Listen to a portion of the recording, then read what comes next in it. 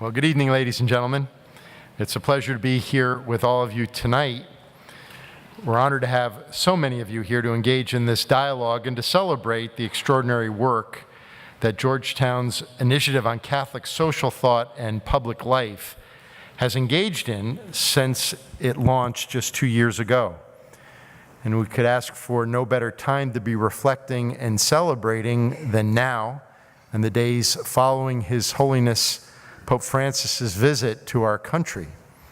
And I wish to begin by expressing our gratitude to our speakers this evening, Mark Shields of PBS NewsHour, and Mark has also taught public policy here at Georgetown, Kim Daniels, the former spokesperson for the President of the United States Conference of Catholic Bishops, Alexia Kelly, the President and CEO of Fatica, Cokie Roberts, a contributor for NPR and political commentator for ABC News, and Michael Steele, the former chairman of the Republican National Committee and a commentator for MSNBC. I want to thank all of you for joining us this evening.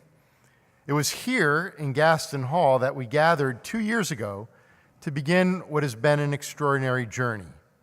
Many of you have been with us along the way and have witnessed how this work has developed and impacted conversations taking place here at Georgetown and across the Washington community. Under the leadership of John Carr, our initiative on Catholic social thought and public life represents an unprecedented effort to engage the resources of the tradition of Catholic social thought, to articulate and apply its values, and to connect us, all of us, more deeply. Through this work, the initiative has convened over a dozen major dialogues on issues of faith, public life, and service, brought leaders from across political parties together here on our campus to discuss the role of faith in addressing pressing challenges. In May, we were honored to welcome the President of the United States, Barack Obama, to participate in a panel as part of the Catholic Evangelical Summit on Overcoming Poverty that the initiative convened with the National Association of Evangelicals. And it has provided unique fora for leaders from public life and the church, including Cardinal Oscar Rodriguez and Cardinal Donald Wuerl, to engage with young people here in Washington in discussion of the impact of Pope Francis and Catholic social thought on public service and public policy. Through its work, the initiative has engaged more than 6,000 people. It has demonstrated that there is a desire for civil and moral dialogue, an openness among young people to engage the questions animating our work, and an opportunity here at Georgetown and in Washington to discuss the role and impact of Pope Francis and of Catholic social thought. The spirit at the heart of this initiative, a spirit animated by a dedication to seeking peace, justice, and understanding, resonates deeply within our community. This same spirit inspires many to lives of public service. Pope Francis has spoken about this commitment to each other and to our common world in powerful moments throughout these past months. He defined it in Laudato Si when he wrote, quote, "A conviction that we need one another, that we have a shared responsibility for others and the world, and that being good and decent are worth it," close quote. He deepened that vision this week through his actions and words during his visit to the United States, through his caring embrace of the hundreds of thousands who came to see him, his appeal for dialogue across political lines, his call for compassion towards immigrants, his unique outreach to the most vulnerable in our communities, people without homes, inmates, school children, his addresses to our bishops, to Congress, to the United Nations General Assembly. His Holiness left an imprint on our hearts and on our minds of what it means to connect with one another, to care for one another. And we reflect today with a renewed spirit and conviction following the Holy Father's visit on this extraordinary and powerful resource of our faith tradition and the ways that it can guide us and inspire us to engage in public life. It is a great honor to bring these conversations to the forefront of public dialogue through this initiative.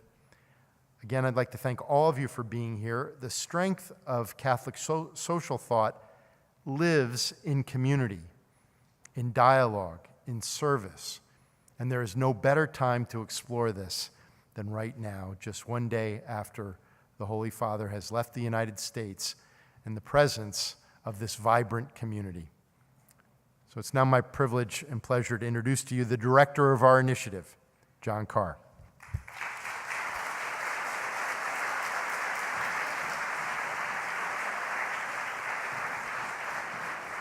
Thank you so much, Jack.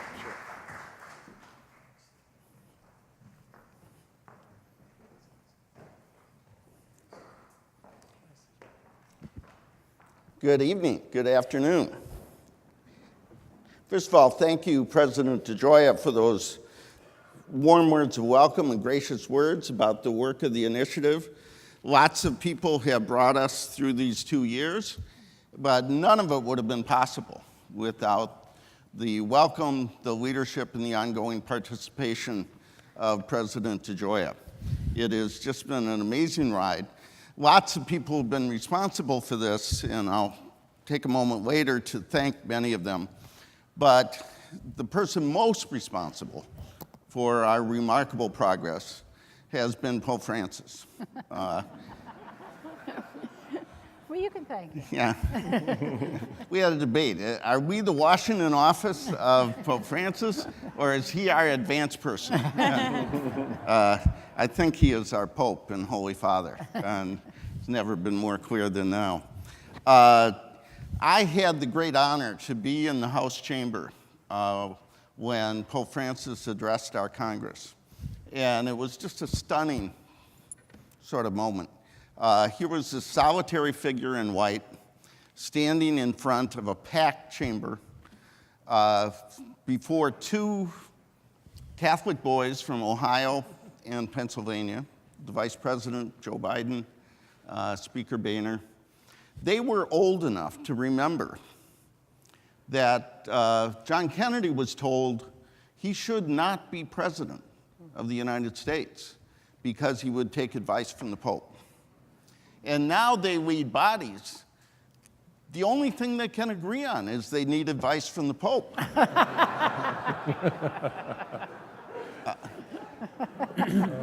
I thought to myself, what is more improbable? A 76-year-old Jesuit from Argentina being elected Pope, or a Pope addressing Congress and lifting up Martin Luther King, Abraham Lincoln, Dorothy Day, and Thomas Merton?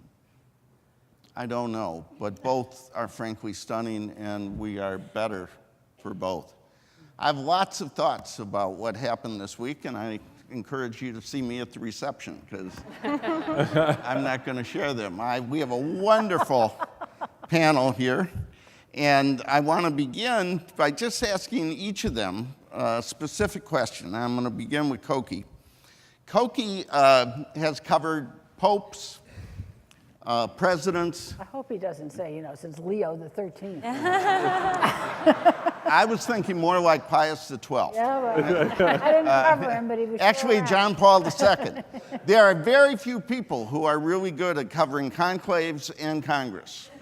Well, because, as I said once, covering a synod, it's very similar. A big white dome, lots of marble, and a lot of guys who say one thing and mean another.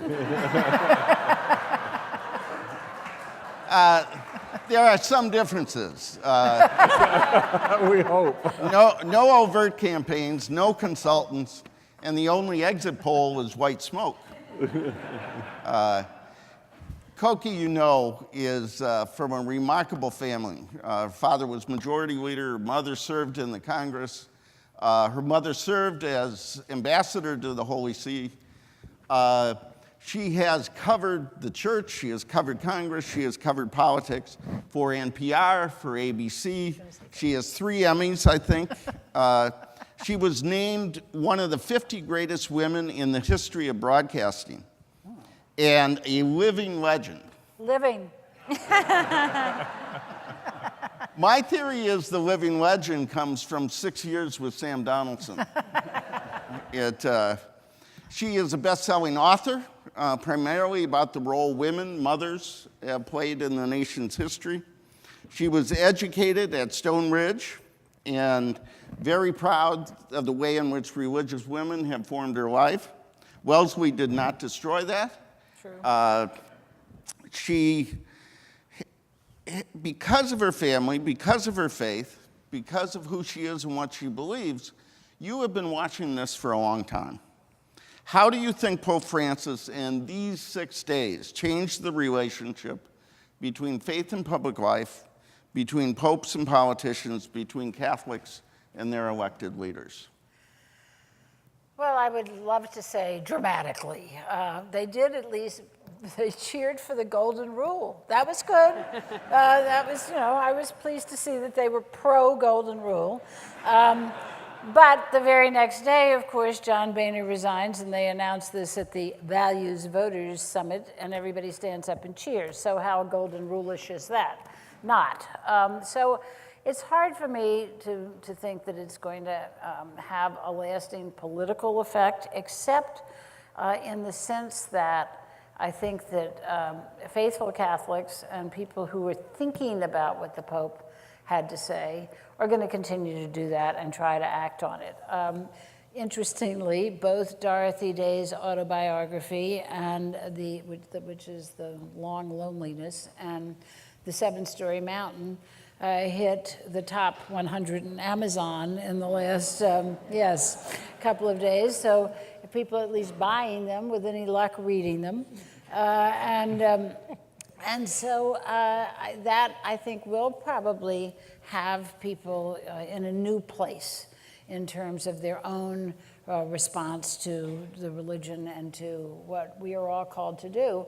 The president did say today at the United Nations, he was talking about the fact that prosperity still cruelly left out way too many people in the world. And he said, and I'm quoting here, "As His Holiness Pope Francis reminds us, we are all strangers. We are all stronger when we value the least among these and see them as equal in dignity to ourselves, our sons, and our daughters."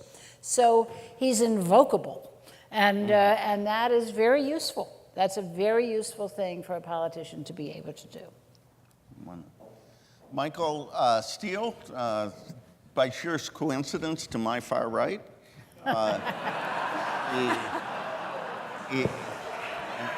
he's actually not that far right. All planning. He's the only one on the panel who's on MSNBC, so you're ecumenical. We have a cross to bear. Yes. Yeah. I think many people know Michael as Lieutenant Governor of Maryland, first African-American to win statewide office, ran for the Senate, chaired the Republican National Committee. That must have been a lot of fun. Oh, yeah. The more interesting thing I know about Michael, he was a valedictorian at John Carroll High School here in the District of Columbia. And he entered the seminary. He spent 3 years with the Order of St. Augustine, and then went to law school. That's sort of going from one extreme to the other, I think. Actually, they're very similar. Very similar. But he has been a voice in politics for civility. I remember a dialogue he was a part of here where he talked about wrestling with the issues of the death penalty in his administration in Maryland. One of my favorite book titles, The Recovering Politician's 12-Step Program to Survive Crisis. I wrote that. Yeah. I saw him at the Papal Mass. I took a picture of him and his wife. Did it ever occur to you, Michael, when you were at Carroll, when you were in the seminary, when you were at Georgetown Law School, that you would see a pope quoting Martin Luther King Jr. in the Capitol, at the White House, and in a school in Harlem? This is a time of enormous racial divisions and political polarization, terrible conflict over immigration. What do you think Pope Francis? What kind of impact can he have on our divided society and politics? Well, I think the first part of the question is something that I think a lot of us find ourselves, pinching ourselves and going, okay, so let me get this straight. The Pope is coming to speak to Congress, and that's going to be okay.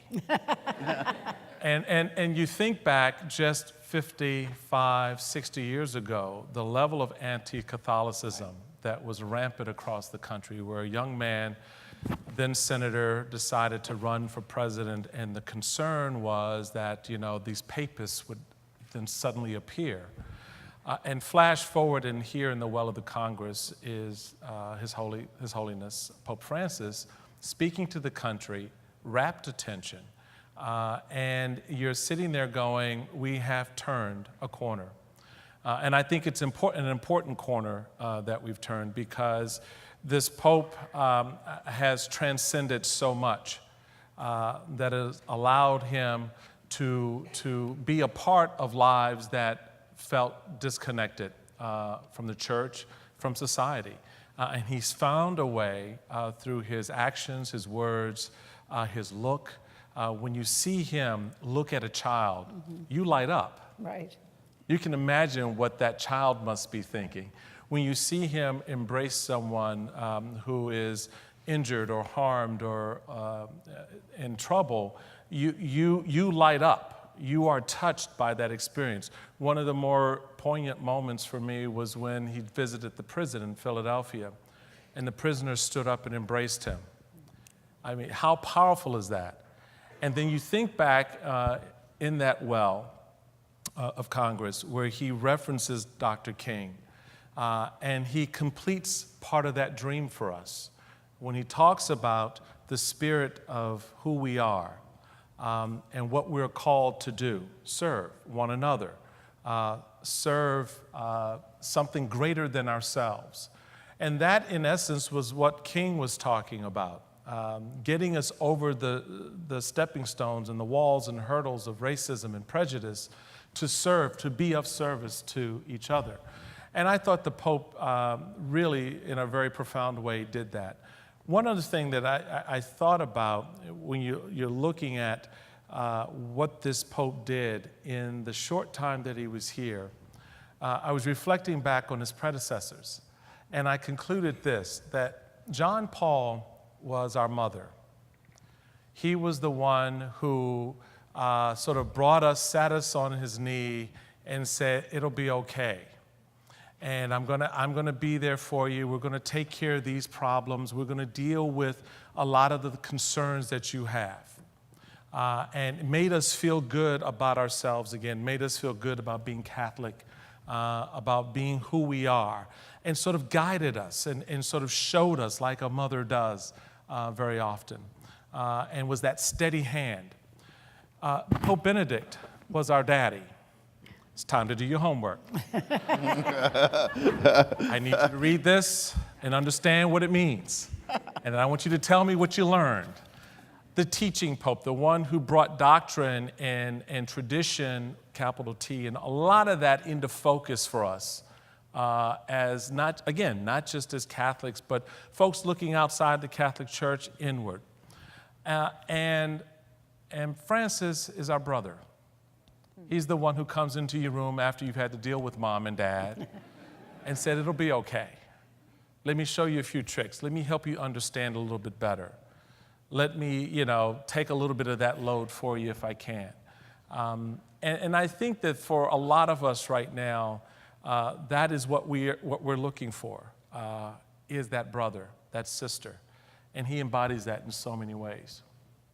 It's really interesting. Kim, you are a mother. True. You don't look much like John Paul II. But, you're an attorney. You worked on religious liberty and pro-life issues. You helped found Catholic Voices. You were part of our Salt and Light gathering on human life and dignity with Sister Helen Prejean. You had one of the most challenging jobs I could ever imagine. You were the spokesperson for Cardinal Dolan when he was president of the Bishops' Conference. Last person. For those of you who don't know Cardinal Dolan, he needs a spokesperson like Shields needs a sense of humor. I mean, he is a very outspoken fellow, but you know the bishops well. You have helped them try and find a way to communicate the values of our faith. What do you think Pope Francis' message was to the bishops, not only in St. Matthew's, but throughout this trip? How did he suggest that they might advance our principles of human life and dignity, of justice and peace and care for creation? How do his strong words and humble ways offer them an example for how they can lead as he goes home? Sure. Well, first of all, does everybody here feel like we're at the after party? I feel like we should have a stack of pancakes and a big cup of coffee. And we're sitting here saying, what just happened? It just seems like such an exciting week, and so much went on, and we're still all trying to absorb what happened, right? But I think that it's clear that Pope Francis showed us, all of us, the bishops, laity, all of us, he showed us how it's done. He showed us how do you bring the goodness and truth and beauty of our faith to a world that's hungry for it, but so often has its ears closed to it. And how did he do that, right? And he did it, I think, in two ways. He did it with a robust witness to the fullness of our faith with no regard to left-right American political categories. And more importantly, he did it with a visible witness to the overflowing mercy and joy that's at the heart of our faith. And he brought that to the halls of power, he brought it to Congress, he brought it to the White House, he brought it to the UN, but he also brought it to those who are not as strong. He brought it to the homeless and to immigrants and to those in prison. And he brought it to the world through the media, and we all saw it. And this is an important lesson, I think, for all of us. And of course, it's something that the bishops will no doubt take to heart. And I think specifically for the American bishops, he had a message of encouragement and a message of challenge. And again, that applies to all of us, right? I think the American bishops have been second to none in their advocacy for and their on-the-ground work for the poor and the immigrant. And that is it's so encouraging to have Pope Francis come and hold that up in the American political conversation, because there's so many times when those groups don't have a voice. And bishops have provided that voice to them for many years. And at the same time, there's a challenge. And the challenge is, how do you talk about difficult issues? How do you talk about religious liberty and family life and abortion in a way that engages people and in a way that persuades them and brings them to you? And I think that Pope Francis did that. In doing so, he amplified a tonal shift that's really already taking place among the bishops. And so what he did was he showed that service is at the heart of our freedom, of our religious freedom, right? That we want religious liberty because it gives us the opportunity to live out our faith in public life and to serve others as best we can to the fullness of our faith.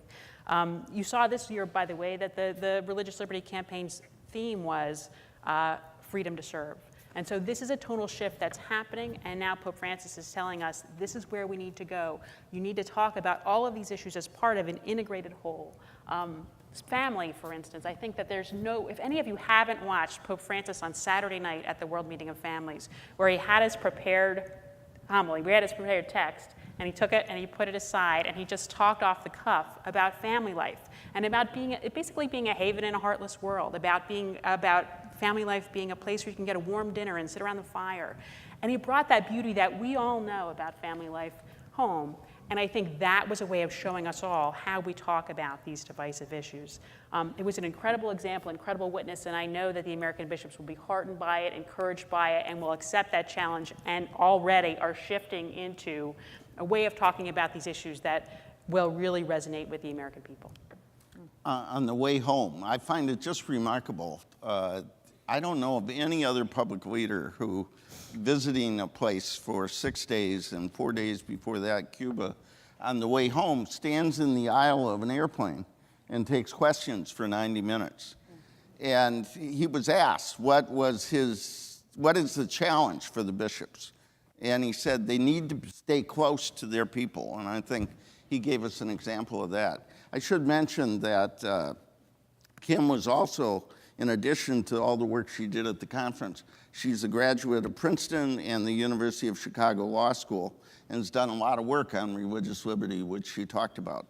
Alexia Kelly runs Fatica, and our president mentioned that. You have a worse name than the Initiative on Catholic Social Thought in Public Life. But we can give you an acronym. Yeah. I was talking to a lot of journalists, and at the end they say, "Okay, what is your title?" And I go, "Oh, geez, you know."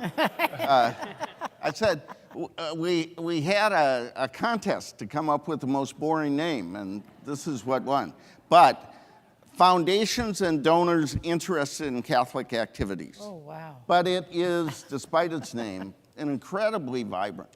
50 groups, 50 individuals, 50 families who support some of the most creative work in the church. I got to know Alexia when she worked for the Catholic Campaign for Human Development at the conference. She was a founder of Catholics in Alliance for the Common Good. She's written some great books. She's a graduate of Haverford and Harvard Divinity School. But one of the things I like about Alexia is she serves an organization which is undergoing something of a transition. I don't know if your members would describe it.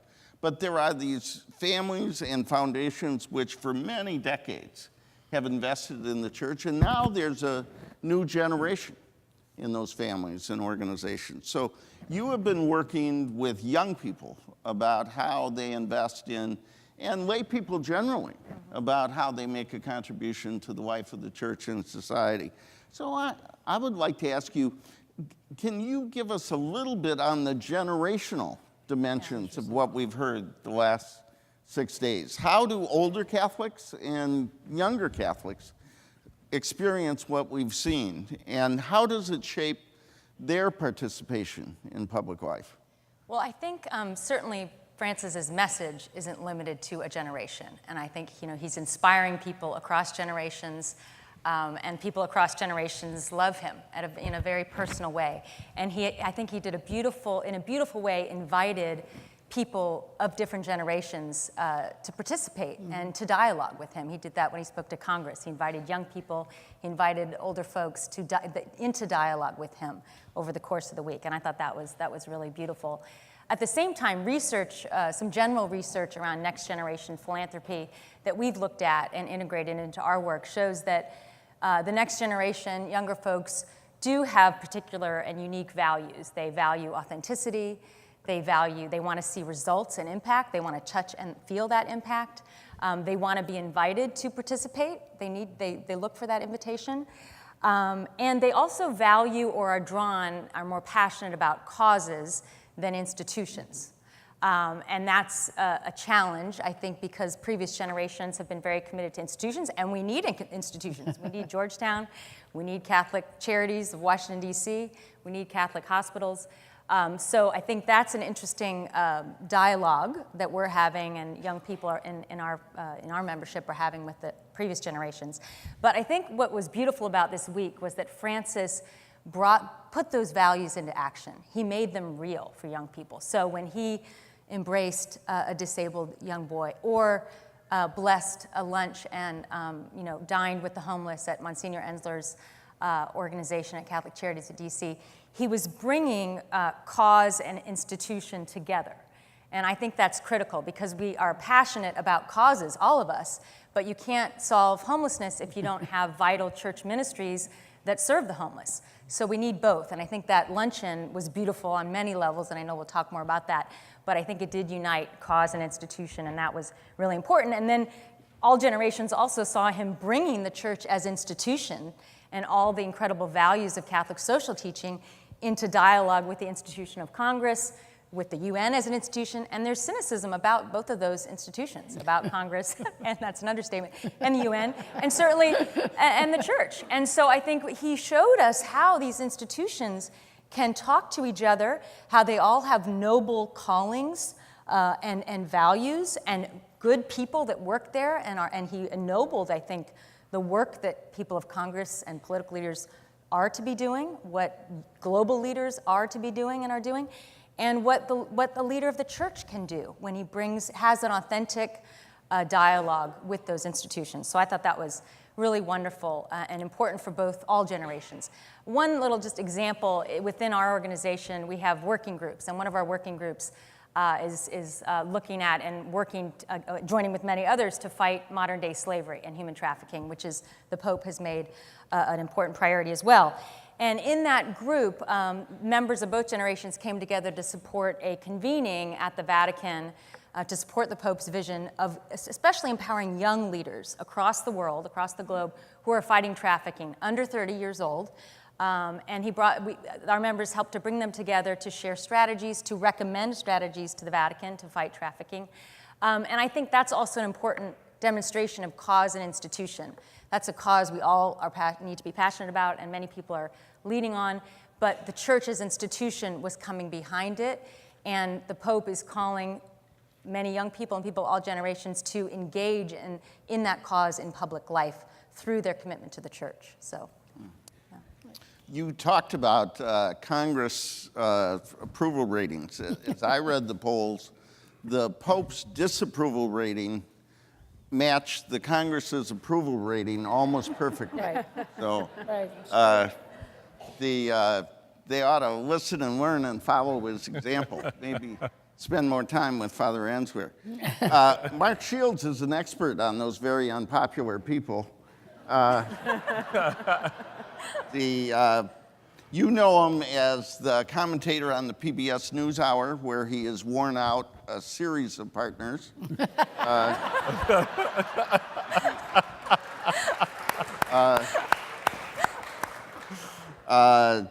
His current partner is David Brooks. David was a part of the original Francis Factor and wanted to be here, but had an obligation teaching at Yale.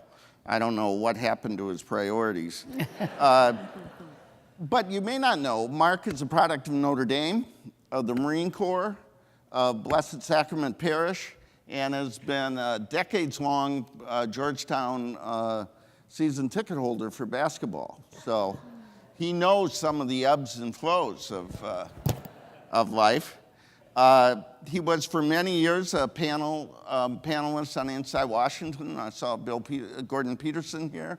And he and Robert Novak hosted the Capitol Gang on CNN. Some of the older people in the room may remember Robert Novak, affectionately referred to as the Prince of Darkness. Towards the end of his life, Robert Novak became a Catholic. And I asked Mark, what role did you play in the conversion of Robert Novak? You know, must have been your example or your witness. And he said, I delayed it about 10 years.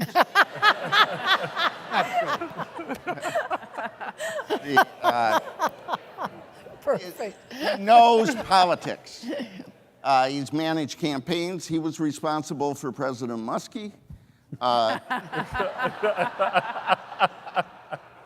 To his great credit, he worked in the campaign of Robert Kennedy and Cy Shriver's vice presidential campaign. He has covered lots of campaigns, lots of conventions, a few conclaves. But did you ever think, Mark, that you would see a Roman Catholic Pope addressing the Congress? And secondly, given the fact that the Pope's numbers are soaring and Congress's numbers are collapsing, what do you think our leaders could learn from Pope Francis?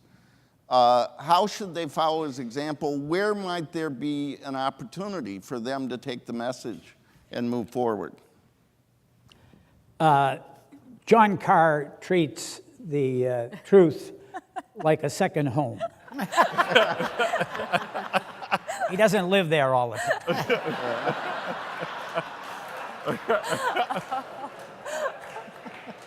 I do want to comment on what President DeGioia said at the outset about what John has done here in just 2 years. John and his team, including Caitlin, have done so remarkably.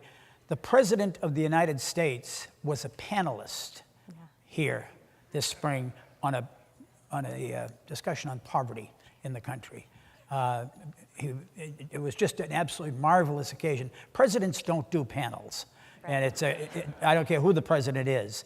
And it was just a remarkable tribute to the initiative, to the university, and to what John has started here, that the President of the United States came and participated in a panel in just a marvelous way, and it was a great discussion. It got great coverage, and I just commend you for what you've done and what you've been able to do. As far as whether I could imagine a Pope speaking to Congress, no. The first vote I cast was in 1960. I remember the campaign vividly. Perhaps the most memorable American Protestant clergyman of the 20th century wrote to the then vice president, quote, "When the chips are down, I think the religious issue would be very strong and might conceivably work in your advantage." Thus did Billy Graham write to Richard Nixon.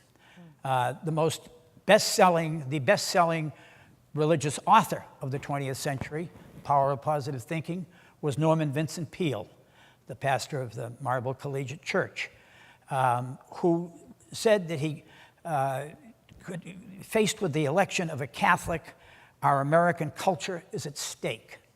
They joined a consortium of other leading Protestant clergymen, some very respected, to do everything they could to sabotage John Kennedy just on the basis of his religion. Perhaps the most memorable event of that campaign in the religious sense to me was on October 19th, when Martin Luther King, Reverend Martin Luther King Jr., was sentenced to 4 months of hard labor for having tried to desegregate an apartment store. And his wife, who was then pregnant, Coretta King, and home with her children, was terrified. And she received a call, not from anybody in the administration, but from Senator John Kennedy. And his brother Robert got in touch with the judge, and she was concerned about Martin Luther King, her husband's physical safety. And Robert Kennedy called the judge. I guess this is considered not particularly appropriate to make an ex parte approach, but he got Martin Luther King out of jail. And Martin Luther King Sr., Reverend Martin Luther King Sr., said at the time, "I never thought I could cast my ballot for a Catholic, but the call to my daughter-in-law from Senator Kennedy changed my mind." To which John Kennedy responded, "Imagine, Martin Luther King has a bigot for a father." But to Adlai Stevenson's great credit, he said of that campaign, after Norman Vincent Peale made his outrageous statements, "As a Christian, I find the Apostle Paul appealing and the Apostle Peale appalling." So there were good voices, but the idea of a Catholic Pope coming to the United States, let alone speaking to the Congress, was unthinkable. I do want to give a moment of just a word of praise to John Boehner. John Boehner, as a second-term minority member of the House in 1994, petitioned then Speaker Tom Foley, the Democrat, to invite Pope John Paul to speak to the Congress. He persisted for 21 years with pushing this invitation. As Speaker, he actually pushed it harder, and the fact that Pope Francis, this remarkable pastor from Buenos Aires, this man who teaches all Catholics what it means to be Christian, spoke to the entire nation, to a riveted nation, at the same time with the biggest audience imaginable, is a great tribute to John Boehner. And I think we all owe him thanks. And I do not understand our particular ethos in the press, where it's perfectly okay for Walter Cronkite and Lou Gehrig and George Bush and Bob Dole and all sorts, Bill Clinton to cry, but when John Boehner cries, it's somehow a punchline. It doesn't seem consistent affair.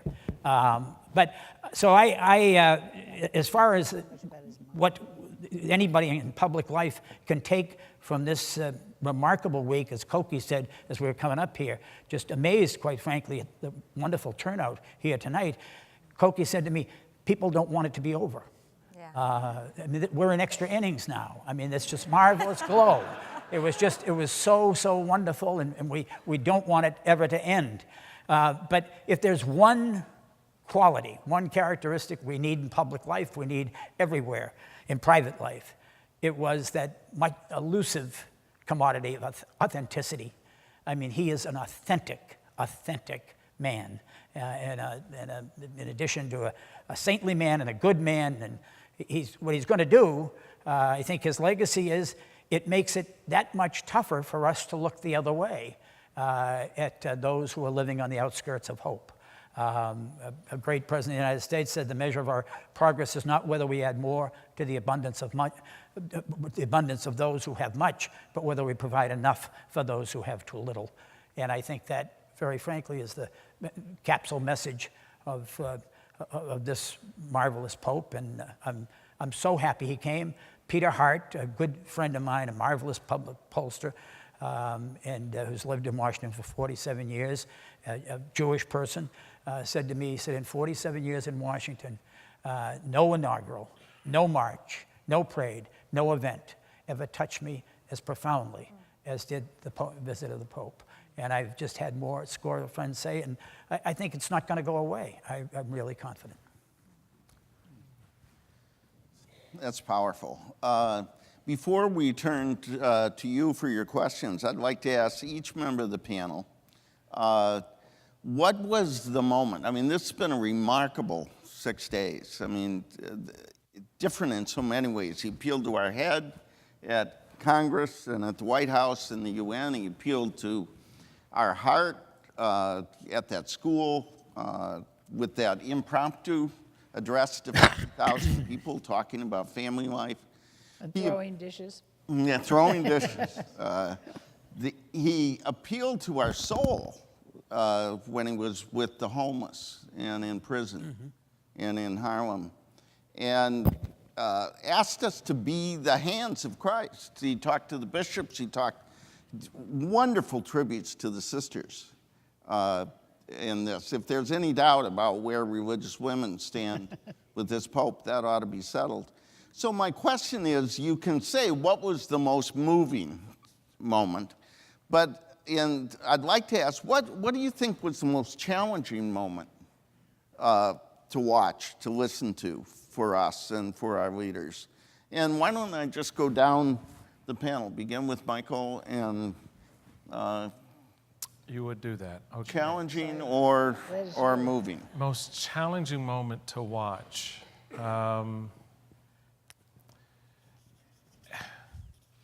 Probably, I think, his I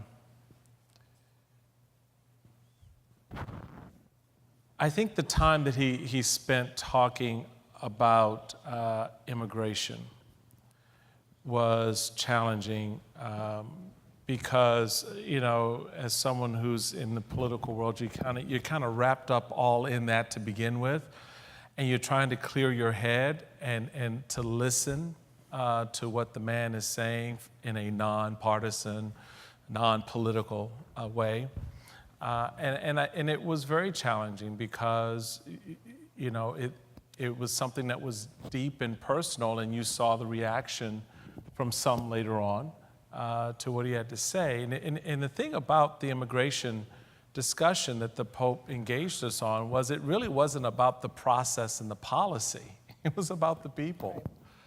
It was about the humanity of it and helping us take off the blinders that we have on this subject, that we forgot to look at the people.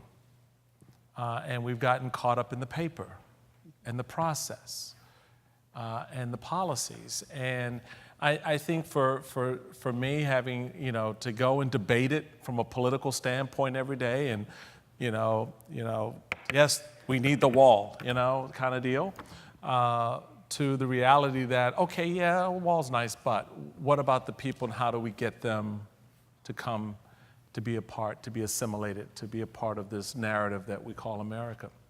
So I think for me personally, that was a little bit of a challenge. But I do have to give a shout out. I know you asked for challenges, but I'm going to put one of the most powerful moments for me personally was Catholic Charities lunch, because it was the first time I got to see the Pope with the people, and boy, did he have fun. It was powerful. Now, what is important to note was that a lot of the clients that Catholic Charities serves are not Catholic. And so here you have a tent full of individuals, probably 85, 90% or more, are not Catholic. And the minute this man, this holy man, walked into that space, it was like a magnet. It was whoosh. And he was surrounded, and he saw some kids at the first table, and there he was, and there they were, and it was like, wow. And that was something that I think we've seen repeated over and over again. And again, for me, it helped put into context a lot of the other more challenging moments, because you realize this is what it's about at the end of the day, the people. Koki? Well, you know, I didn't really find any moment challenging to me personally, but when you take the entire message of the week, it's a challenge to all of us. Yeah. You know, we have to go do something now, and I was not thrilled that he quoted Pope Leo telling Catherine Drexel, "You do it," because he didn't give you the context, which is she asked him for help, and he basically said, "You do it." You know, but yeah. But still, he did tell all of us to do it, and there we are. That's what we're left with in terms of a challenge, and it's a great big challenge, and one that we'll have to think about and figure out ways to act on all of the time.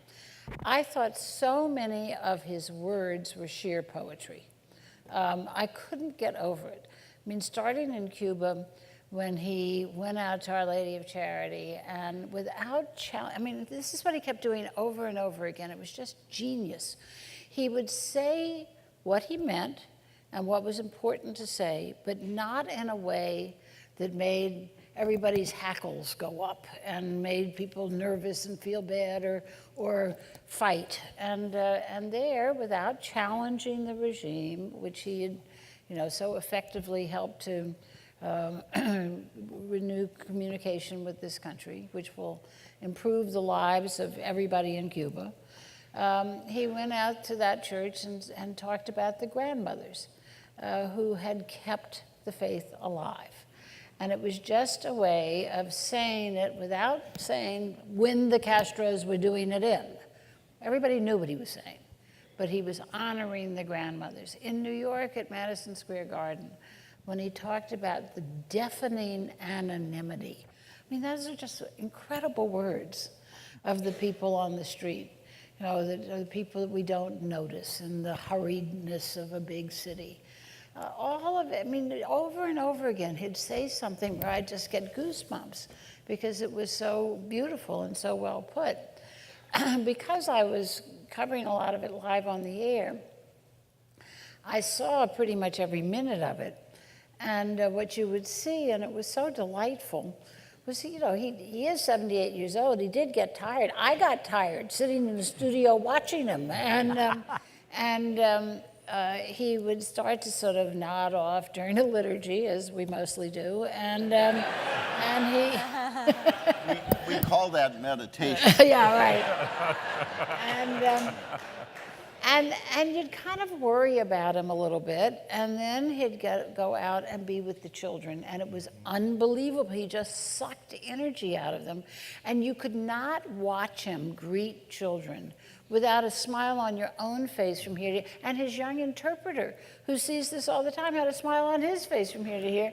And when he went up and met with the children in East Harlem, it was about the most wonderful thing I've ever seen, because they all, of course, had their things they had prepared. And of course, Cardinal Dolan had a few donors in there getting in the way. And so the children are trying to, you know, talk to the Pope, as one does, and they had prepared a smart board for him, you know, on the ecology, and you dragged a thing, you know, one was land, one was water, one was air, and they said to him, "Now you do it," right? And he couldn't do it, and the little girl takes his hand, and, you know, basically says, double click, you have to double. It was just so wonderful, and he was delighted to double click. But his message to them, again, because he had immigrants so much on his mind throughout this trip, and he talks so much about himself, of course, as a son of immigrant, and these continents, these Western Hemisphere continents, as the homes of immigrants. But he talked to those children about how it's hard to be in a new place. And you have to make new friends, and you sometimes have to learn new languages, and how hard it is. And it was very, very personal, and probably out of his own experience. You know? Alexia, challenge, moving moment? I actually, if it's most moving, it was his encounters the spontaneous encounters that he had with people, especially with Sophie Cruz, the 5-year-old girl who broke through the security barrier and whose parents are undocumented, with the young boy, Michael Keating, the 10-year-old who was disabled in Philadelphia, who he blessed unexpectedly. I think those are, as Michael, as you said, I think he's by those actions that are just pure love, they feel like. He's humanizing people in our society who have been demonized in the last, in our public dialogue and debates. And so he goes right to your heart. My twin brother texted me a few days after the Pope had embraced Sophie Cruz, and he said, I'm a hard-hearted agnostic, but I have to say that brought tears to my eyes. I love this Pope. And that was a miracle, in and of itself. So I think he's reaching us, in our hearts, and then there's the challenge of what do we do now? He's also making Catholic social teaching. I think this is a challenge for you, John. Now it's no longer the best kept secret of our church. So what does that mean? I mean, he's walking and talking it in Congress, at the UN. But now that it's out there, and these categories of the common good and the option for the poor, we saw them in action, what do we do? Now there has to be action and policies so that people like Sophie Cruz and Michael Keating aren't suffering, and we don't have, but we've learned to cry for them again, and he said that too, that we need to learn to weep again for people in order to solve the problems that we're facing. Yeah. A walking, talking parable of the love of God. Kim? I think everybody's mentioning images that were very moving for them, and also a personal challenge. And for me, that image, all of these images definitely resonated with me, but for me, one that really stood out was Pope Francis shaking hands with a prisoner. I don't know if you saw that picture, but the prisoner's arm was tattooed all the way up, and he had an ID bracelet on. So he was basically reduced to a number on the ID bracelet. And here was the Holy Father shaking his hand, and this image of, as you said, just reaching out to people who are at the margins, and that what our faith is about is real men and real women in the face of the human person. It's not about abstractions. It's not about ideas. It's not about 800 words on whatever subject is the issue of the day. It's about real people and how they're affected. So I thought that that's something that we all have to take back across this range of issues. For me personally, something that was both moving and challenging was that I took some of our kids down to the parade on the ellipse. And of course, it's a challenge to get young children down through security barriers and long lines and hours of waiting and what have you.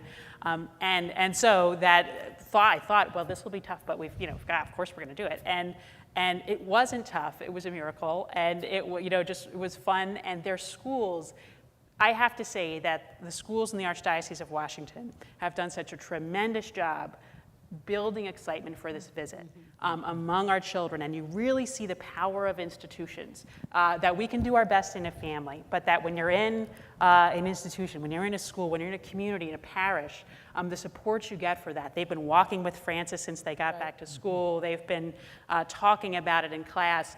Maddie Flynn hugged the Pope, and everybody wondered whether his coat was a third-order relic. I mean, it was just this funny, it was just, everybody was so excited about it throughout, and the kids were so excited down there. And finally, they saw our faith in a way that they don't see it in Bethesda, Maryland, which is that down on the ellipse, they saw our faith and lived it, and we're right in the middle of Washington's immigrant community, because it was truly a very strong Hispanic presence down there, people so excited for this Pope who has made immigration such a strong issue that I think have made that salient for all of us.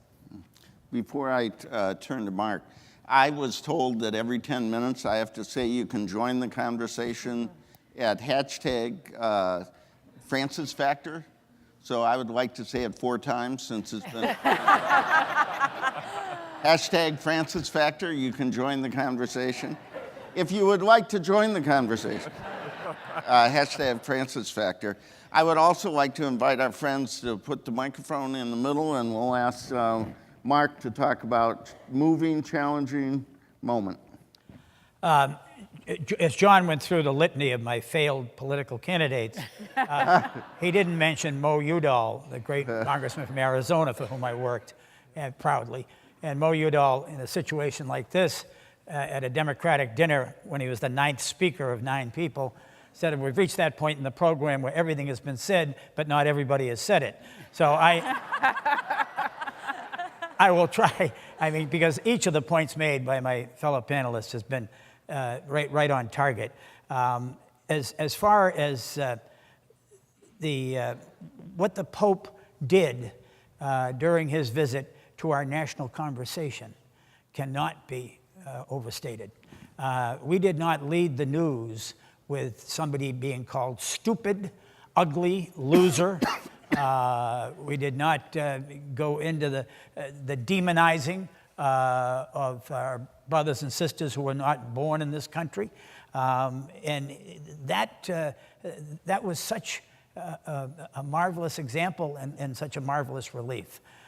He obviously does not understand Washington. It was his first visit here. The golden rule in Washington is he who has the gold rules. And he really, as John has observed, to his credit, the Pope is somebody, because he does himself, he views the world as an outsider, from the perspective and the eyes of the outsider. He views it from the bottom down, not from the top down, as is too often the case here.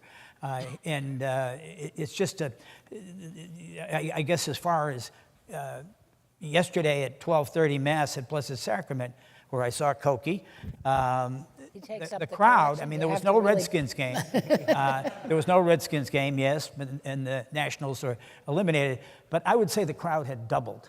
And it is a remarkable tribute, and I think that was the only intervening event, was his having been here.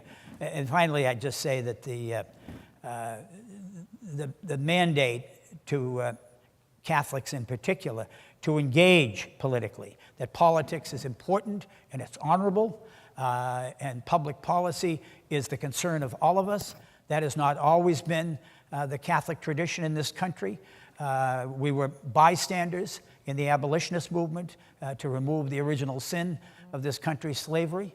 The moral leadership was provided by Quakers and Methodists and Congregationalists and Unitarians. And Michael mentioned glowingly and rightly both John Paul II and Benedict, but it was John the 23rd who really urged us, exhorted us, and was the bookend to my lights to Pope Francis in the sense of our responsibility to engage in public life.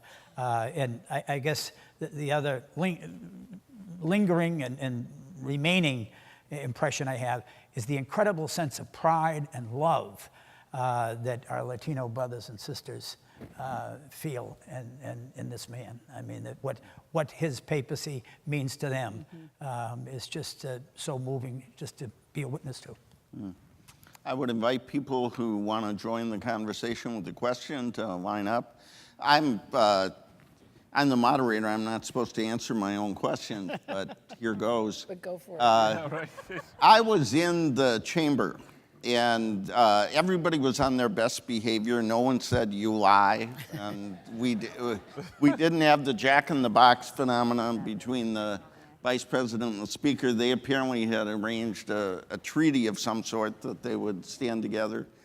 But there was a moment when the Holy Father said, and I don't know the exact words, I should have brought them with me, that called for us to respect human life from its beginning to its... In all its stages. It's all its stages, from its very beginning to its end. And my experience was that different parts of the hall responded in different ways and on different timetables and with different enthusiasm. That's true. But I was struck by the fact I was near the Republican side and they were up. And I was discouraged by the fact, frankly, that at least a lot of the Democrats that I saw were not up. And then the next sentence was, this is why I have called for the abolition of the death penalty. And we had some people who were, and other people who were trying to get to their feet. But the truth is, there are very few people in that hall who oppose the death penalty. Right.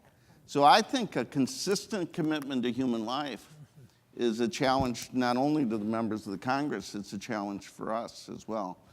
If you could identify yourself and speak loudly. Sure, thank you. I'm Bob Lannon. I'm college class of 92 and the law school class of 95. And you just stole my introduction. I was going to pick up on precisely that moment. You know, he made the general statement about the protection of human life and all of its stages of development. And I think at that point, particularly given what Congress was voting on that week, Right. everyone thought he was going to say something about Right. abortion. Maybe assisted suicide, certainly abortion. And then he condemned the death penalty, and to the credit of somebody on the Democratic side, somebody went, woohoo, which was fantastic. It violated several rules. Yes, well, God bless her for doing that. So one of his critics called that moment the pivot heard round the world. Another critic said this was just a horrible lost opportunity. Somewhat crazily, Glenn Beck thought that he could have ended abortion in America at that moment. I think that's a bit of an exaggeration. The next day, and this is even more silly, Kate Michelman, who used to run NARAL, said that the bishops should listen to Pope Francis on abortion and basically give it up. When he goes back to Rome, there are people who work in these diocesan pro-life offices who still have to go back to work the next Monday. Given this shift in emphasis, and it reminded me of in the America Magazine interview when he said, we can't obsess over this. All right, I get it. Even Justice Scalia said in some circles we do obsess a little bit too much over it. But some of these folks have to go to work and work to try and protect our cultural and legal protection of human life. Has this shift in emphasis made their job harder? 20 years from now, are those offices even going to exist anymore? Thoughts? Kim, why don't you take a stab at that?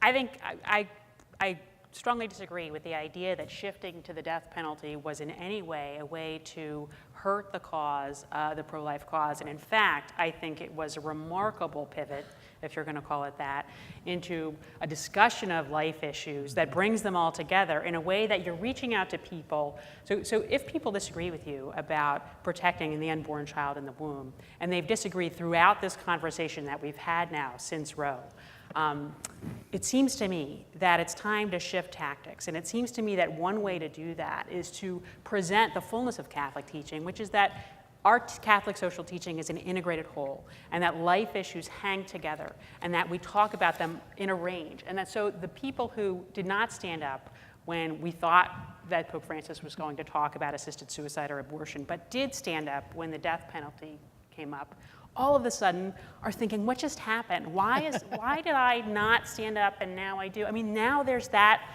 disruption. And that disruption is something that causes thought and that causes persuasion. So I disagree that this change in tone is something that shifts the conversation in a bad way. I think it shifts it in a good way. And finally, I would just have to say that Pope Francis talks so strongly about unborn children and their mothers. He always links them with their mothers and caring for their mothers. And he talks about the masterpieces of God's creation. I think it's so hard to talk about him distancing himself from this issue. Instead, what he's doing is placing it in a context where it's accessible to more people and reaching out, witnessing to our faith across its fullness of its teaching. I mean, as Alexia said earlier, Catholic teaching on social justice is no longer a secret. And I don't think that anybody has any doubt about where the church stands on abortion. But it is putting it in the context of all of life, and I don't think that's harmful to the unborn child. I think that's it's bringing that child into a world where the whole world gets better, both for that child and for every other child. So I think that's the context, and I think that's the message. People have talked about all the wonderful things that happened. I had one disappointment, which was, I think, one of his most powerful metaphors is the throwaway society, which he talks about all the time. And literally, you know, days after we saw the little boy on the beach, and days after we've seen little boys in the Planned Parenthood video, we are the throwaway society. And I was struck by the fact that whenever he talked about the vulnerable, it was a list. It was not just one thing, and it didn't exclude the unborn or the undocumented. So maybe it's a pivot to a consistent ethic, which would be a new thing for the Congress. Back there.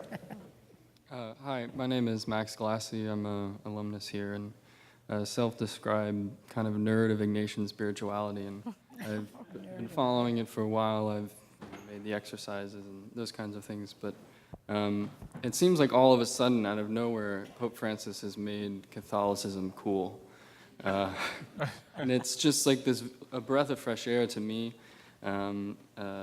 As a Catholic who's been into this stuff for a while. And it's also amazing to me to see how so many people have celebrated that and sort of almost like we've come out of the woodwork in a way of talking about Catholicism in public life.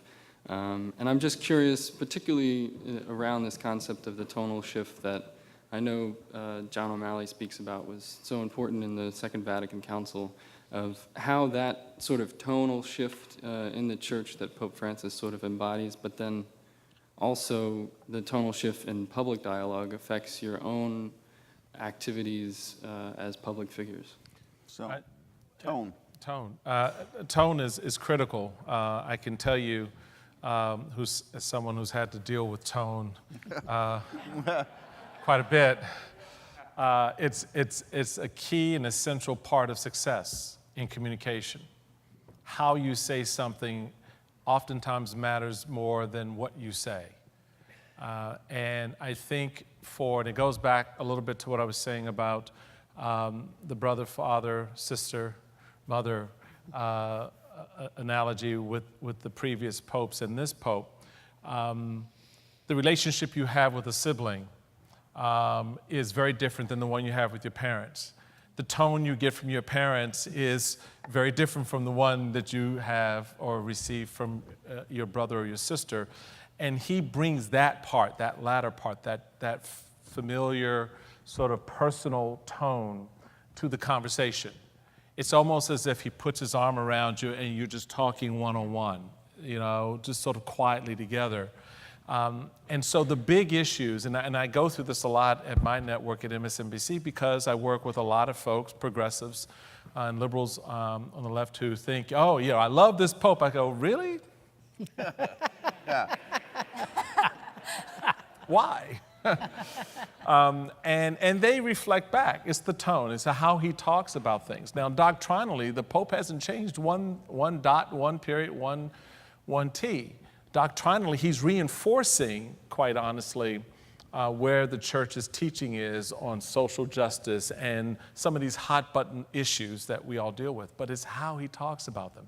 And you know what he does? He's also using almost sort of the parable analogy approach that Jesus used. He relates it to something we're very familiar with, someone we know, or something we know. And that helps us understand better. So that combination of tone and something that's relatable, personal to us, brings us into the conversation a lot differently than we have been brought in the past. And to your point, Mark, about the bookends of John the 23rd, that's what John the 23rd did when he opened up the church windows and doors and exposed the church for the first time to the world. The way he did it so successfully was with tone and sort of bringing it down to people every day in their lives so that they understood the imagery of the doors of the church opening, its windows opening to the world. This pope has done the same thing when he talks about those hot button issues in a way that would otherwise put politicos and folks off. He brings them in by relating them directly to it. Alexia and Kim, you both helped found organizations that worked on how we talk about this in tone. You want to add a brief comment? One of the thoughts I had, I was talking with Father Charlie Curry and Drew Christensen the other day, and they both had interesting insights. And I've heard a number of Jesuits talk about, related to Ignatian spirituality, that Pope Francis is so free. He's spiritually, he's a very free person. They use the word freedom a lot. And so I think I would love to learn more about that in terms of the Ignatian spiritual tradition. But I think that's a challenge to all of us to also try to achieve that kind of freedom from fear, from paralysis, being polarized, demonizing the other who might disagree with us, in another party or who has another view. So I think that's a challenge to us, and I think that is a shift from what we've seen in public life. Freedom from fear and freedom to act and initiate processes. He talked about that. I also think, and I also want to give credit to Father Charlie Curry again for this. We talked about this yesterday. His tone reminds you of a friend who speaks to you, kind of like a sibling, a friend, a parent who has the best expectation, highest expectations for you, who wants you to reach your potential. And it's an encouraging and pastoral tone, but also challenging. I know you can do this, and your job is a wonderful one, but you do have to get to here. You're not there yet. And I think when he said that to Congress and to the UN even, but it feels like he's saying it right to you. And I think that's... Yeah, in Congress he said on climate change, we can do this. I'm sure of it. Kim? Well, I have to agree. I think that it's very true that it's more effective to persuade people, to bring them a witness to the gospel and bring them to our faith if you shed more light than heat, and to bring people on public policy issues to a shifting perspective as well, if you meet people where they are. And I think, as Alexia said, what we saw so much this week was Pope Francis not taking a step back on doctrine, not changing anything, but meeting people where they are and saying, we're called to walk with you and accompany you through difficulties, through sufferings, through sin. We're still there. And I think that shift in tone just opens the church to so many more people than otherwise. Mark? The questioner talked about Pope Francis being Catholic cool. And if you want proof of that, the magazine of preference of literate Americans, at least self-styled literate Americans, is probably the New Yorker. And the New Yorker today boasts on its website that two of the individuals cited by the Pope in his address to Congress, Dorothy Day and Thomas Merton, both wrote for the New Yorker. All of a sudden, it is quite cool in very unlikely circles to be Catholic.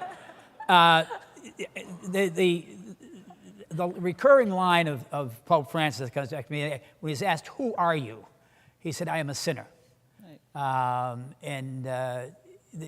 He almost gives consistently the words of a recovering sinner and acknowledging his own shortcomings. And there's only, in any institution, whether ecclesiastical or political or social, they're in one of two phases. They're either hunting down heretics or they're welcoming converts. And he doesn't demonize. He doesn't scold. He welcomes. It is an arm around the shoulder, but it's open arms. And that to me is the tone that makes him so special. Could I remind our friends, hashtag Francis Factor. It's really important you follow us on hashtag Francis Factor. I've done that 6 times now. We're running into a little bit of a time problem, so what I'm going to ask people to do is let's take 2 questions at once and then ask our panelists to respond to either one or both briefly. So identify yourself and give us the short version of the question. Okay. Hi, panel. My name is Nick Scrimenti. I'm a undergraduate student of theology here at Georgetown. And perhaps you won't want to answer my question because it's kind of stirring the pot. But I wanted to address an issue that I think has been ignored among the buzz of the papal events, and that's the canonization of Junipero Serra, which has kind of been a controversial issue for the Native American community, and there's been much outrage at his alleged role in the deaths of thousands of Native Americans as he was building his missions. So perhaps this isn't the best panel to address that issue, but I just was interested in the thoughts and what it means, not only for the Catholic community, but it seemed to be the theme of Pope Francis's visit of America as this place of acceptance of all cultures and things like that. So I just wanted to hear your thoughts. Good point. Stirring the pot is absolutely permitted. Pat Towell, College 66. I'm nearing the end of 40 years of close daily observation of Congress. 27 years as a reporter, had the great pleasure of Koki's acquaintance, no Mark Shields. Just kidding. And also 40 years. I can think of one issue of public policy on which persons of faith in Congress have bridged all of the various political chasms and come together on an issue of substance, and that was third world debt forgiveness in the year 2000. And the hook was the Jubilee. And you know, it's a kind of a fluke because the number of policies you can lift intact out of Leviticus that mean anything today, never very many of them. Can any of you, with all of your deep experience in the political community, do you see anything on the radar screen, any issue of consequence, where perhaps catalyzed by the events of the last week, there's a prayer in hell that we can get past this junior high stuff and actually see some sort of convergence on one? Pick one, and just one. That's all. Okay. I wish. I just think it's such a bad patch that it's hard to see one. And actually, I think that the resignation of Speaker Boehner is going to make it much, much harder. He really was somebody who tried to bring people together and tried to get things done and believed in the institution. And the people who have succeeded in causing him to say that he thinks it's better for the institution for him not to be there are now feeling very, very feisty and I think very unlikely to come together on anything. Can I violate my rule again and offer two possibilities? One is criminal justice reform, where there actually is, I think, a good deal of consensus and some institutional obstacles that might be able to overcome. Mark referred to the poverty summit we had here, where I think not now, but potentially in the future, we could agree on the priority for the poor and then have a vigorous debate about how to lift up the poor. But not in this environment. I actually think on criminal justice you might be able to get something done. Anybody else want to? No, I would want to mention criminal justice too. I think there is an emerging, or at least an incipient, not emerging, incipient consensus there. As far as what we have to do as far as poverty is concerned, I think is appeal to American competitiveness. I mean, we rank everything from restaurants to football teams to, cars, whatever, all except Volkswagen. And what I think we have to do is just make it part of the dialogue in this country and the debate that the number of children living in poverty is a national disgrace, and that each presidential candidate, presidential campaign must be challenged to reduce that in its first administration. And you say, well, we're going to get growth at 4%, or we're going to do, build this many new bridges. I think I think we could, if we really shoehorn that into the debate, make it something that we're going to be judged on. You can argue about the best means to do it, but unless and until there is an objective measurement, say, my goodness, there are 1 million fewer children living in poverty than there were 4 years ago. But the Pope is not going to change the polarization of this city. I mean, the people who are elected here reflect that polarization. I live in Montgomery County, and there isn't. There's a lot of polarization there. I mean, just as there is in Southwest Virginia. I mean, people do reflect the people who elect them, and so it doesn't just begin in Washington. We see the culmination of the problem here in Washington. Who wants to talk about Father Sarah? Yeah, go ahead.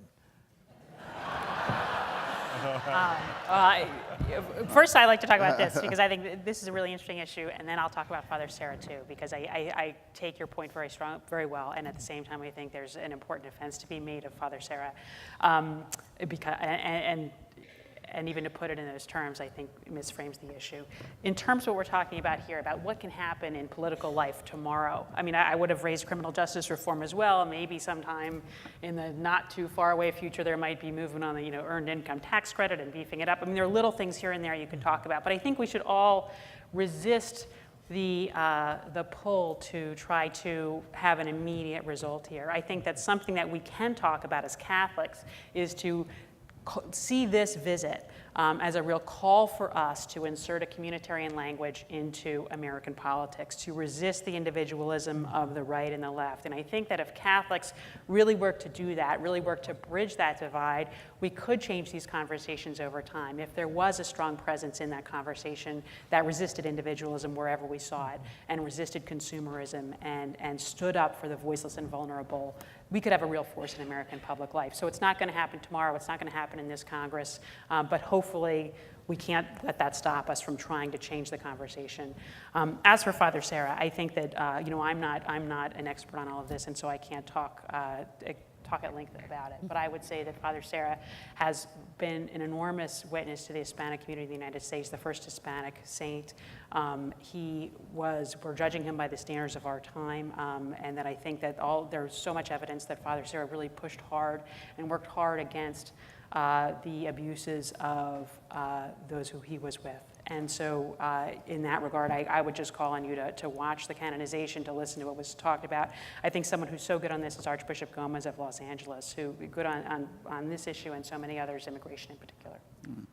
One of the things that strikes me is this is a wonderful panel, but we're all Anglos of different sorts, and we're not Hispanic, and it seemed to me that there was a lot of things. When Michael and I were at Mass together, I'm working this through. we're not I Hispanic. may have to have a conversation with my mama about that. So just keep talking. When we were at Mass together, Michael, it's just proof that Georgetown is a colorblind state. It is. There we go. At Mass, when Michael and I were together, the language that the Mass was in was Spanish. And when the Jumbotron translated the Mass, every time someone spoke in Spanish, they said foreign language. And I don't think so for the Pope. So we have a little problem here, whether it's Father Sarah, how in that era he handled his responsibilities, and for us. Let's take two more questions. Christopher Hale with Catholics in Alliance for a Common Good, Executive Director there. I think the biggest miracle, kind of alluding to Mark Shield's point, Pope Francis' trip, is I didn't see Donald Trump on television all week.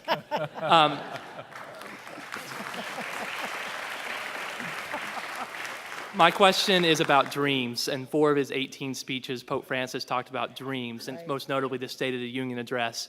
He said, America is a land of dreams. Pope Francis's American dream is not Barack Obama's. It's not George W. Bush. It has nothing to do with home ownership. What is Pope Francis's American dream? Okay, next question. My name is Tessa Pulaski. I'm a recent graduate of Georgetown, and I grew up in a household where I thought Catholic social teaching was the only Catholic church. And my That's why mom, you're at a Jesuit school. yeah, and my mom and dad are both very active Catholics. My mom's a good friend of Alexia's.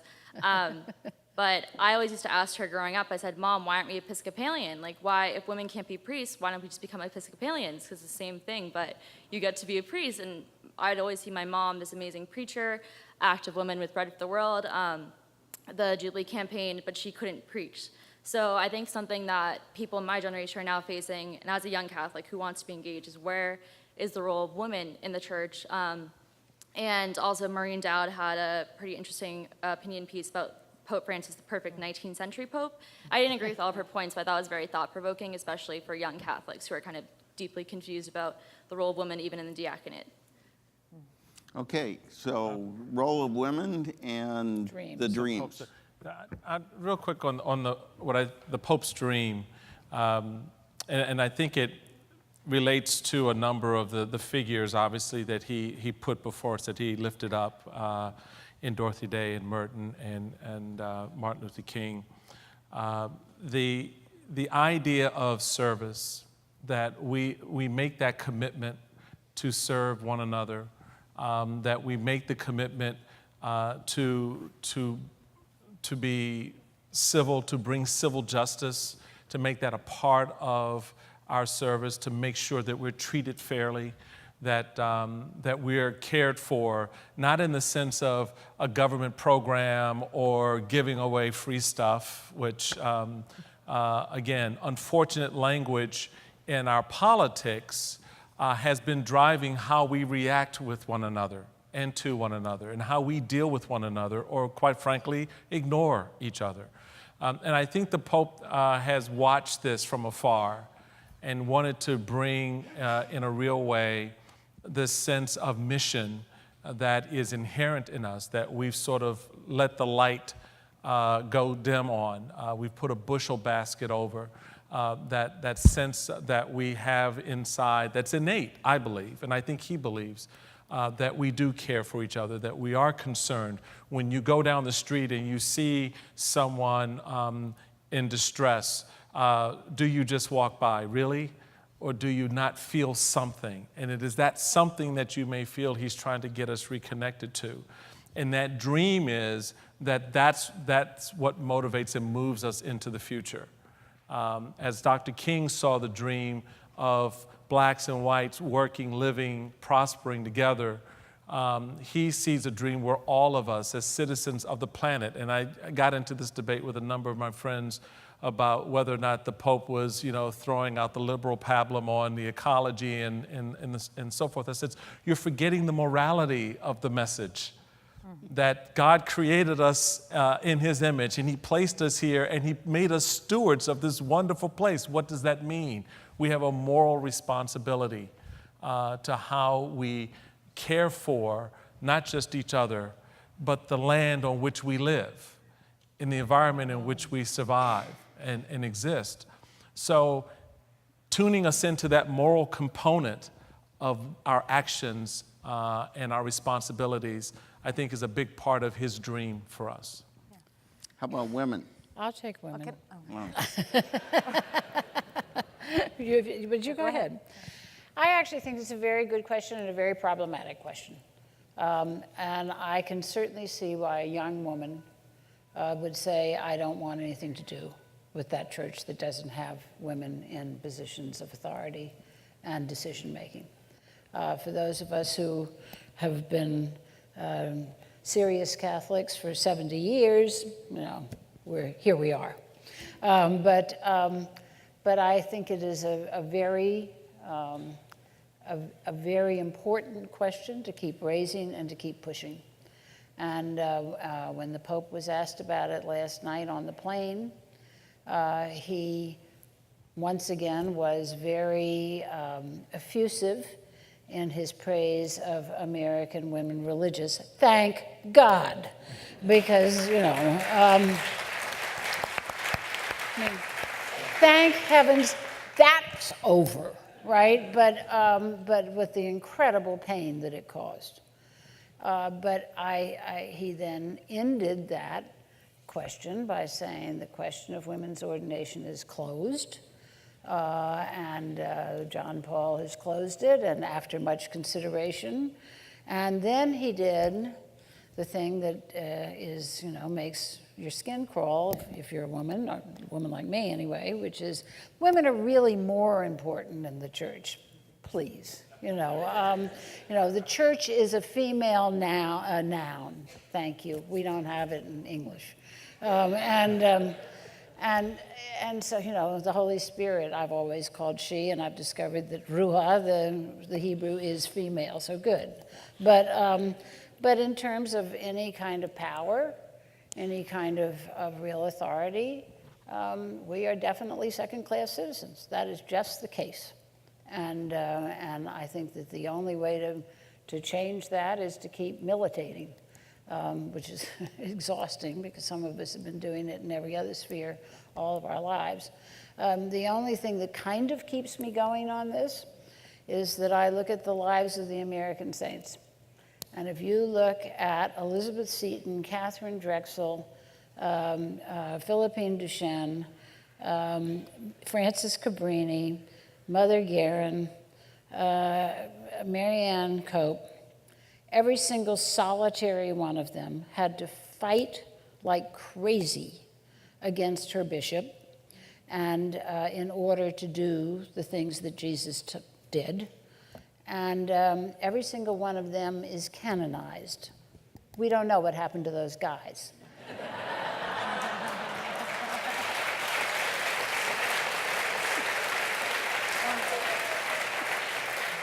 We know they're not in the litany. I also think it's really important to make visible the women who are leading in the church and in society today. And Tessa's mom, Betty Ann Donnelly, has done wonderful work, led work on the Jubilee campaign back with John Carr, and Barbara Conan was working on that at the Bishops' Conference at the time. So there are a number of women who were moving that through with, it wasn't easy, there was resistance. And Karen Clifton is running the Catholic Mobilizing Network to end the death penalty. So there are women now, there were women then, who are leading really important work, and I think it's important that their leadership is visible. And Betty Ann, Tessa's mother as well, with a number of other Catholic women, many of them philanthropists, are in a dialogue with this, with others on this over the long term, and I think that's really important work and an important dialogue as well. And then just to the saints, I mean, in terms of Chris's question about the American dream, Dorothy Day being lifted up as one, that American spirit and American values. And Pope, I think, was reminding us of our own American values, one that Dorothy Day, social justice, option for the poor, and rebirth of freedom, ending exclusion, Martin Luther King. So I think that was a powerful moment when he reminded us of our examples and our values. Just real quick on the role of women, and I've come to look at this at various levels in my experience with the church, inside the church. And what I think oftentimes gets lost in translation is a lot of people kind of look at the role of women top line. Yeah. And that's important. I'm not taking away from that. I'm not taking away from that. That's important.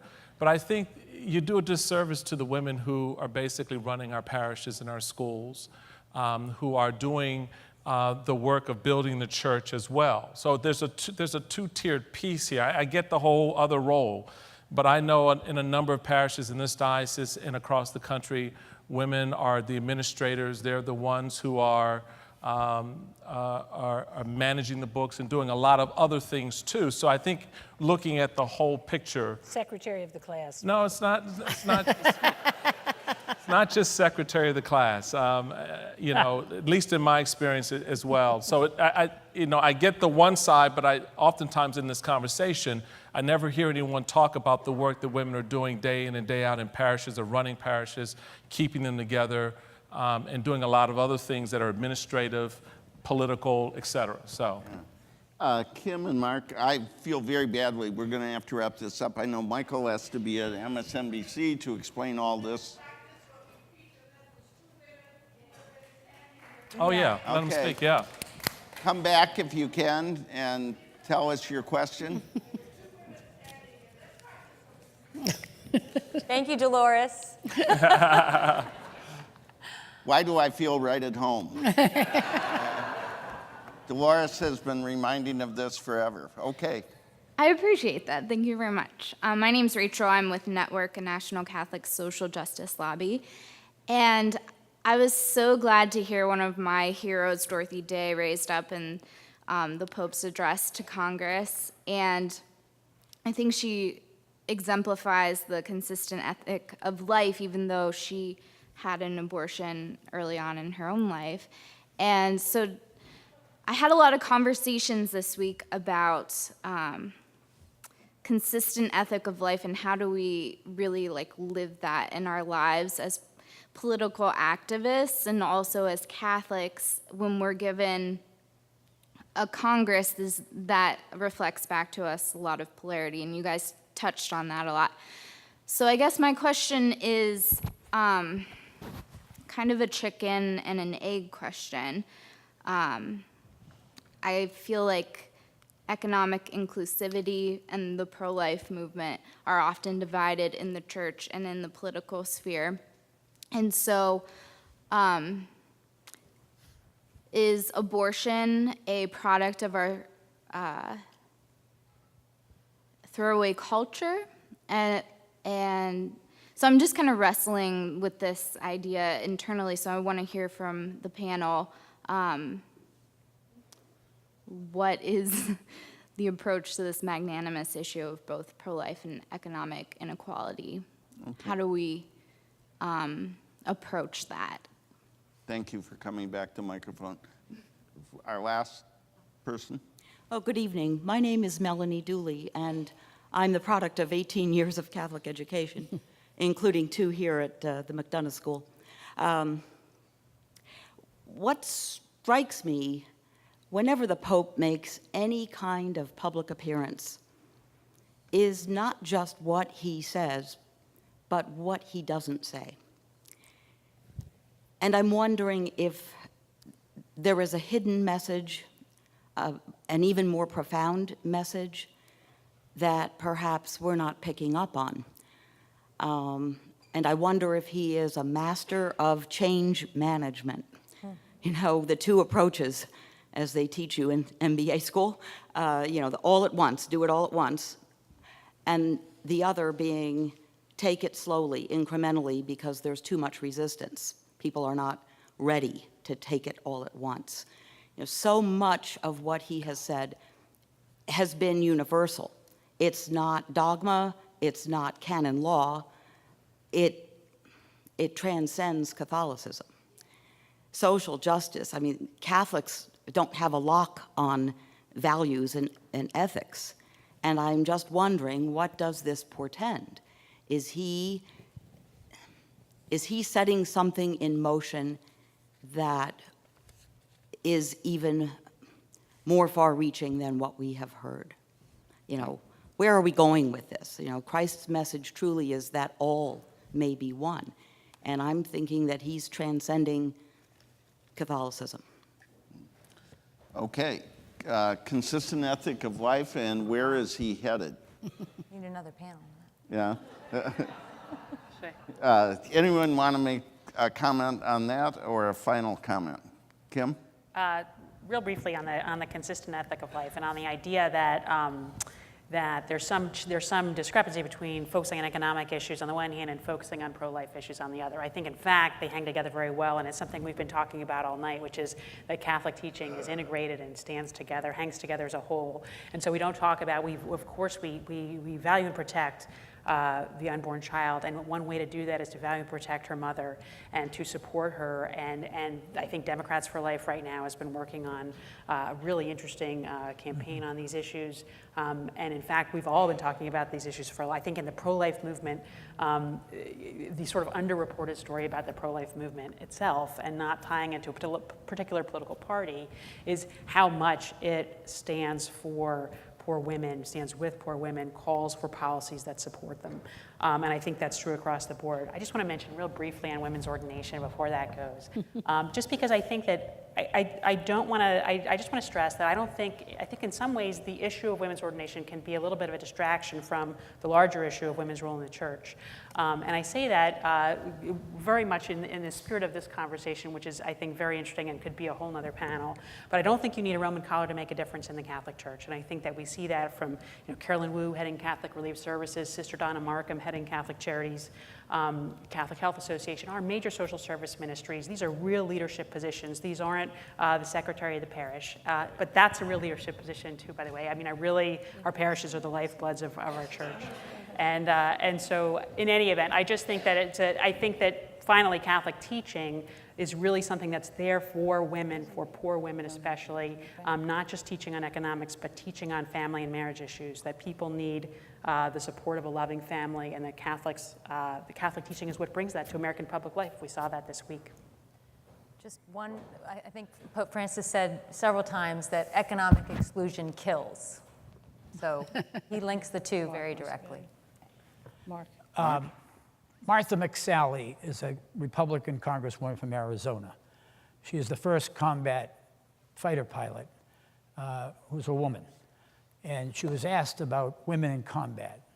And her answer was, by the logic you're extending that only men can be in combat, you're saying that Serena Williams would not be qualified and Justin Bieber would be.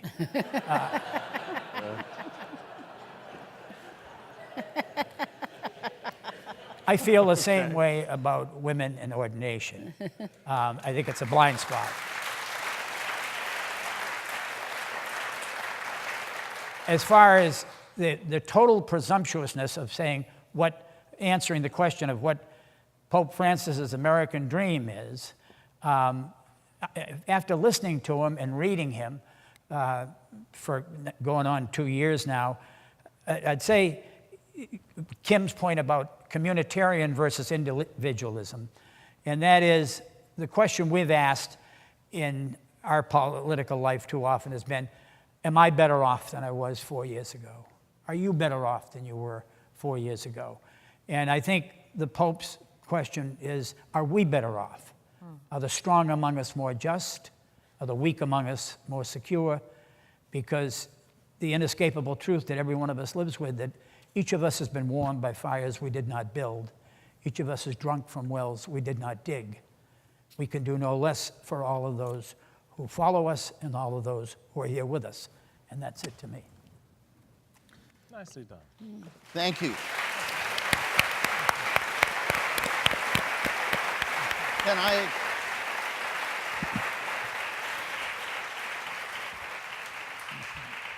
Remarkable people, a remarkable discussion. Let me close with some previews of coming attractions and one footnote. Mark said there needs to be an effort to get poverty into the campaign. The Circle of Protection, led by Jim Wallace and David Beckman and others, has asked every presidential candidate to give us that 3-minute version, video version of their plan. And you can find it on circleofprotection.com. Father Matt Malone, the editor of America. America is a wonderful magazine and has a wonderful Washington correspondent. October 1, if you've not had your fill, at Visitation around the corner, Father Malone is going to be talking about the connection between faith and service, and I'm sure talking about the visit of our Holy Father. It just so happens that on October 22nd, the next time the initiative is on this stage, there will be 3 people on that stage. Carolyn Wu, who runs Catholic Relief Services, Sister Donna Markham, who runs Catholic Charities USA, and Sister Carol Keehan, who runs the Catholic Health Association, talking about the social mission and identity of our church, and I suspect they might have some thoughts on the topic we've been discussing. Finally, on November 2nd, Cardinal Oscar Rodriguez, the chair of the Council of Cardinals for Pope Francis, is coming to the Georgetown Law School to talk about climate change and the poor, and we invite you to join us for that. If you are under 40, 2 of the initiatives we have is an outreach to young people in public life, and then a particular outreach to young Latinos in Washington. If you have an interest in being a part of those conversations, please sign up before you leave. I want to call attention to our brand new annual report. Scintillating reading, just fascinating. It really is a remarkable story. We have gone from an idea and a hope to a center of dialogue and discussion. It's been remarkable, thanks to many of the people in this room. Among the people we need to be most grateful to are Caitlin Devine and Angela Miller-McGraw, who helped pull this together tonight. Thank them and thank our panel.